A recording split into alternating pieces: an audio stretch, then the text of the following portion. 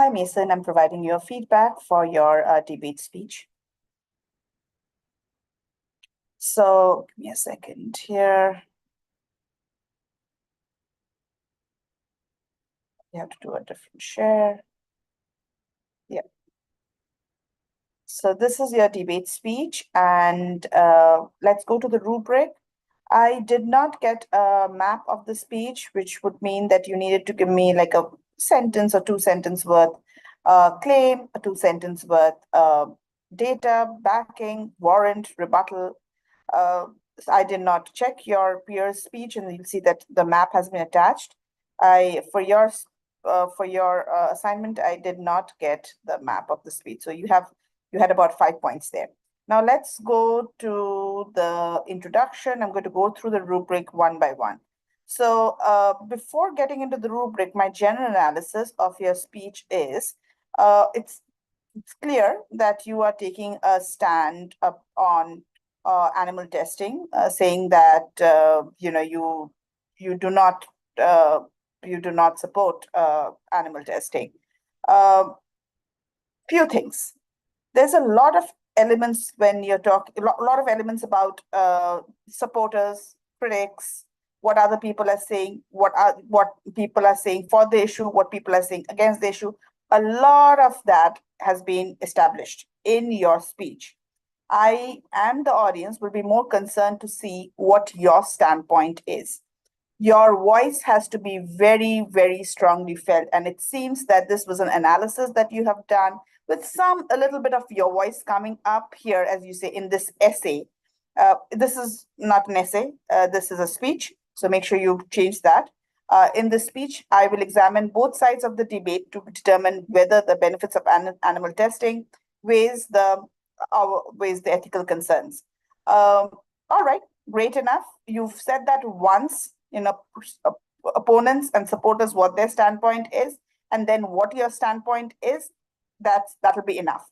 You may not want to carry on with what they are saying and what the opponents are saying and what the supporters are saying constantly in the next in the following paragraphs. Establish your voice. Your voice needs to be heard, and that's something that is extremely important, vital for public speaking, for debate.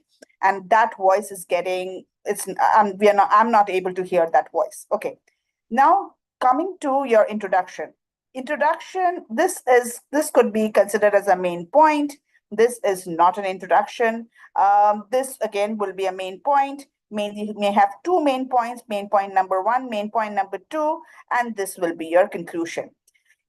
The introduction should be about getting the audience to connect with your speech idea, right? So if you are talking about animal testing and you're taking a stand that it should be it should be banned, then you got to talk about that in the introduction. You can talk about how many of you are, perhaps I'm just thinking about it right now loud in my mind. How many of you have seen cruelty towards animals? How many of you are pet lovers? How many of you are not pet lovers, but yet you have taken a stand on cruelty towards animals? Today I'm going to talk. So do a show of hands, get the audience involved, seek a connection with the audience, rather than right there getting into the topic. What happens is when you do this right away, getting into the topic of what animal testing is, even though I understand it's a 5-minute speech, it is crucial for you to get the audience to get the connection with the audience. Remember, the first 30 seconds is your entire attempt is to get the connection of the audience. At that point, we don't need very heavy facts about what animal testing is. We don't need very heavy facts about what supporters are saying and what opponents are saying. Get the first 30 seconds of the speech to involve the audience, uh, establishing a connection with the audience, getting a little bit of drama into play. If you are pro animal, if you are against animal testing, then maybe a little bit of drama. This is what has been happening with animal testing. So many animals have been subjected to cruelty. All of those, what we call is Aristotle's, view of persuasion. We are talking about raising the pathos, tapping into the pathos, the emotions, the passions of the audience. And that needs to be done in the first paragraph, not getting into what animal testing is right at the beginning. This is good enough. These two points are good enough for the body of your speech. Now, second thing. So that's what is your introduction. I would probably say your introduction would be here. Okay, if I consider that paragraph as the introduction, I'll probably say that this is here.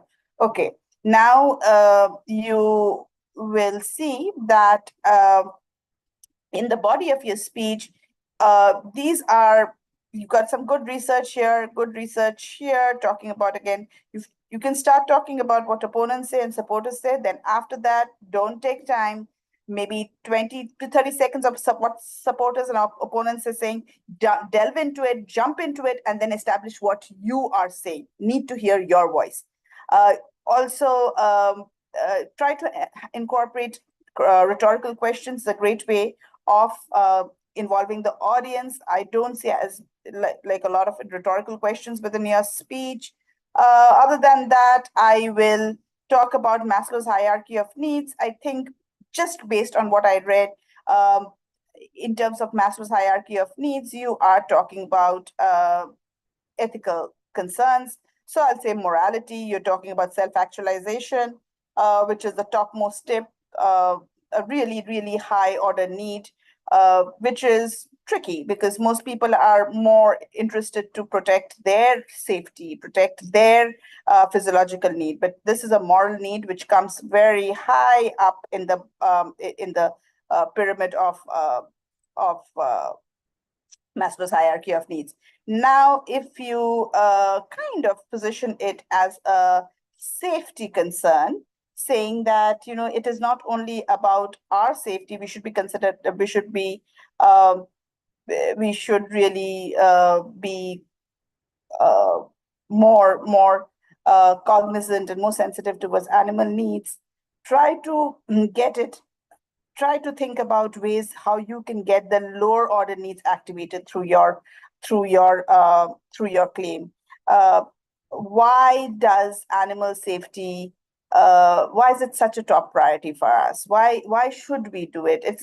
We are more concerned about getting our illnesses, diabetes, whatever chronic illnesses, all of that cured. And if animals are sacrificed for that reason, so be it. Most people will have that. Not that I'm saying I have that stand, but some people may have that. So you got to make that argument a little bit more, in saying that it's not about you. It's not only going to be about you. It is also because, most of these trials are happening, and animals are, you could use other ways of testing. Animal testing is not the only way. So kind of talk a little bit about that as well. Yeah, at the end, I do see you've made a conclusion. However, again, I don't see a rebuttal.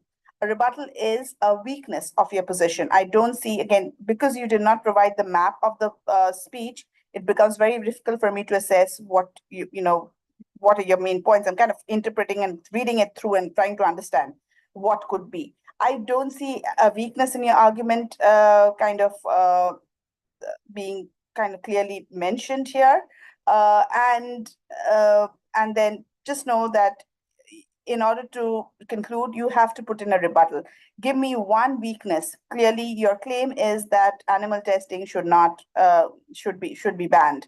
And if that's the stance, what's an exception? What is the exception where your claim may not be true? Animal testing should be banned unless it is about such and such and such and such fact. Okay, so I didn't see that. And once you mention the rebuttal, you got to defend that. All right. So here we go. As I mentioned, I did not see a map of the speech. So 5 points there. I did not see the introduction was, I mentioned to you what do you need to do in introduction. So I'll probably give you a satisfactory with what you have given me. And then you have also seen that in terms of your body, certain things need to be changed. Got to I will probably give you here between a good and a satisfactory here. And then conclusion, I wasn't able to see the rebuttal at all. And so that needs to be addressed as well. So that's my suggestion to you. You got a good, even in spite of these, the whole review is based on what I have, how I have evaluated you, and you can see that that the grade that you have received is about a 55 on 60, which is not a reflection of what I have seen here. However, that's the grade I have given you so that you can understand this and kind of make changes. You don't have to show me your changes. You just need to implement that in your speech. Another thing, Mason, is remember I have given you you can see the number of links that I've given you. You need to talk to Vobonzi's instructional technology team, Ryan Maloney, get in touch with him. If you do not understand how to take a video or how to do a video recording with the online gallery of audience, remember you got to stick to the rules of IAI. You need to have an online gallery of audience with you pinned, and they have to be on in the gallery view within your recording. Otherwise, the speech is not going to get accepted. The second thing is that uh, if you do not know how to do it, Ryan Maloney will be able to help you. Please get in touch with him. It needs to be a Zoom recording. If you have any other forms of recording, I'm actually flexible with that. And as only thing that I'm interested in, you need to be spotlighted, you need to be pinned, and they need to be appearing as an online gallery of audience. Remember, this is not a Zoom call shot, which you've always never done. You've always shown a full view of you. However, I would like it to be not a straight angle shot, not taken from from a bottom angle. It needs to be straight. I need to have a full view, top to bottom shot. Actually, go refer back to Emily and Jonathan's informative speech. You can see the distance from the camera. You can see how a landscape view, not a portrait view, a landscape view, so that if movement is happening, that is also captured in the camera. I've also given you, again, links of Ryan Maloney's details. And if you also want to contact the Wabonsi Tutorial Center, you can do that in order to get support in how to do recording, and do it ahead of time, not during this, due date, because I don't want any of you to be stressed out because of this. So this is my feedback to you. Hope this is helpful. All right. Thank you.